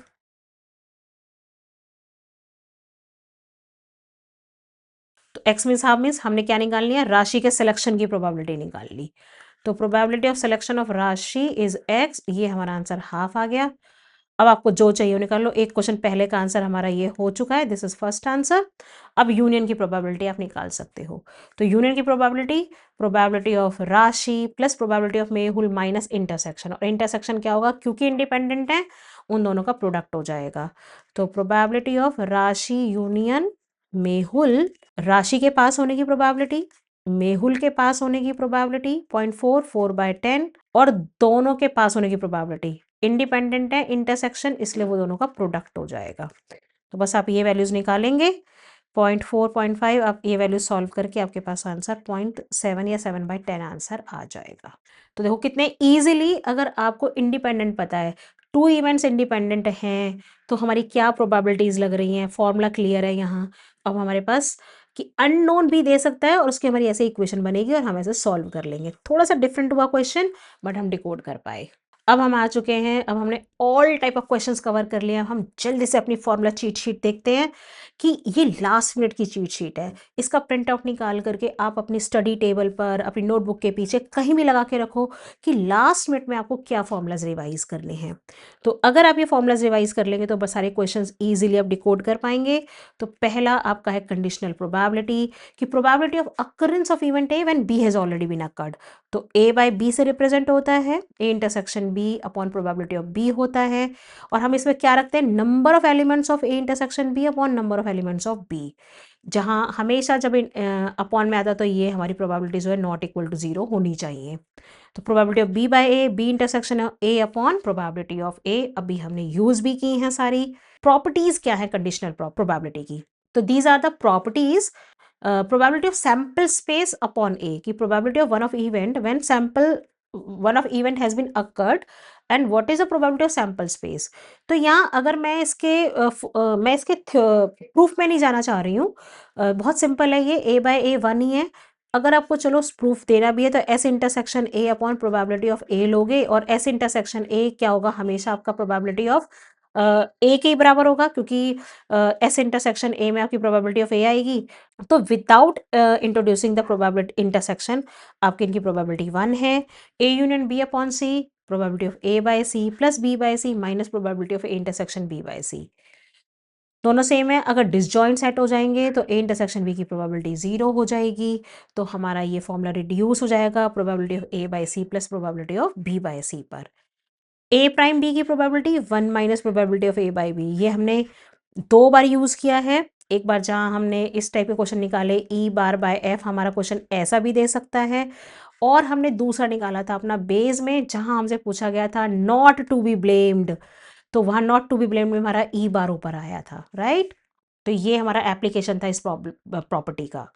Multiplication theorem क्या होती है, A and B are two events associated with the same random experiment. तो इंटरसेक्शन की probability of A, event A, then probability of B provided A has already been occurred, यहां से निकाल सकते हो। या बी इंटरसेक्शन ए की प्रोबेबिलिटी, अगर बी आपका इवेंट पहले हुआ है तो पहले probability of B event, then probability of E event provided B has been occurred. तो इंटरसेक्शन की प्रोबेबिलिटी आप दोनों से निकाल सकते हो, या तो ए हो चुका है पहले, बी बाद में हुआ है, या बी पहले अकर हुआ है और ए बाद में हुआ है। Independent events, two events are said to be independent if occurrence or non-occurrence of one event does not affect occurrence or non-occurrence of another event. Both are separate. Then these events are said to be independent. Independent के case में intersection की probability उनकी individual probabilities की product के बराबर होती है। और इसी केस में conditional probability A by B probability of A के बराबर होती है अगर वो इंडिपेंडेंट हैं, और बी बाय ए की प्रोबेबिलिटी ऑफ बी के बराबर होती है क्योंकि वो इंडिपेंडेंट है। अगर आपको याद ना भी रहे इंडिपेंडेंट है तो आप क्या लगाओगे formula, A intersection B upon probability of A B, और इंडिपेंडेंट है तो ये probability of A into probability of B के बराबर आएगा, नीचे प्रोबेबिलिटी ऑफ बी, और तो ये किसके बराबर हो गया, प्रोबेबिलिटी ऑफ ए। इसलिए तो जो ऊपर होगा उसी के बराबर, बी तो बी, यही आ जाएगा आपका इंडिपेंडेंट के केस में। A and B are independent, then A and B prime are also independent. A prime B are also independent. A prime B prime are also independent. इसका मतलब क्या है, अगर इसकी प्रोबेबिलिटी पूछी गई है तो वो probability of A into probability of B prime के बराबर होगा। अगर B इंटरसेक्शन A प्राइम की प्रोबेबिलिटी पूछी गई है तो वो probability of B into probability of A prime के बराबर होगी। Likewise this probability of A prime into probability of B prime होगा। और अगर 3 की पूछी गई, 3 इवेंट है म्यूचुअली, तो आपकी probability of A, probability of B, probability of C के बराबर होगी। अगर म्यूचुअल है तो वहां आपको A B, B C, C A और A intersection B intersection C तीनों को चेक करना पड़ता है कि म्यूचुअली इंडिपेंडेंट है। Theorem on total probability, let S be total sample space. ठीक है। E1, E2, E3, E4 be the mutually exclusive exhaustive event. देखो ये वही केस है हमारा कि हमें घर से मॉल जाना है और वहां मेरे पास 1 2 3 4 रास्ते हैं, E1, E2, E3, E4। मैं इन 4 रास्तों से मॉल जाना चाहती हूँ। तो ये टोटल प्रोबेबिलिटी क्या है कि सपोज मैंने फर्स्ट रास्ता चूज किया रैंडमली तो मैं मॉल गई, या सेकंड रास्ता तब मैं मॉल गई। तो फर्स्ट रास्ता चूज किया तब मॉल पहुंचे, सेकंड रास्ता चूज किया तब मॉल पहुंचे, थर्ड रास्ता, फोर्थ रास्ता, अगर ऐसे ये एन इवेंट्स होंगे, एंड्स आपके अलग अलग mutually exclusive exhaustive events divided है, टेक्निकल टर्म ये है। तो आपके पास जितने पार्ट है, जितने रास्ते हैं, उन सब के लिए वो फॉर्मूला लगेगा आपका टोटल प्रोबेबिलिटी का। बेस्ड ऑन ऑलरेडी क्लियर कि या तो आपके पास E1 बाय ए पूछ सकता है, E2 बाय ए पूछ सकता है, जिसकी भी पूछ रहा है E1 है तो ऊपर E1 A बाय E1 आएगा, नीचे टोटल प्रोबेबिलिटी आएगी आपकी। A means probability of A means total probability. तो E1, E2, E3 up to En be the n mutually exclusive exhaustive events associated with the same random experiment, and A be the event which occurs together with some EI, then probability of EI by blah blah blah लग रहा है ना या definition के अंदर। आप simple आपको या तो E1 बाय ए निकालना है, या आपको E2 बाय ए निकालना है, या आपको E3 बाय ए निकालना है। तो सिंपल कंडीशनल प्रोबेबिलिटी से आपका फॉर्मूला बनता है E1 into probability of A by E1, right, और नीचे probability of A for this case. This is your A probability of A total probability है और ये बेस फॉर्मूला है आपका। तो विद दिस हमारी फॉर्मूला चीट शीट भी पूरी होती है, and I am sure you all are able to secure your 8 marks positively. तो ध्यान से पढ़ते रहिए, stay cool, stay calm, you are the achiever of your maths exam.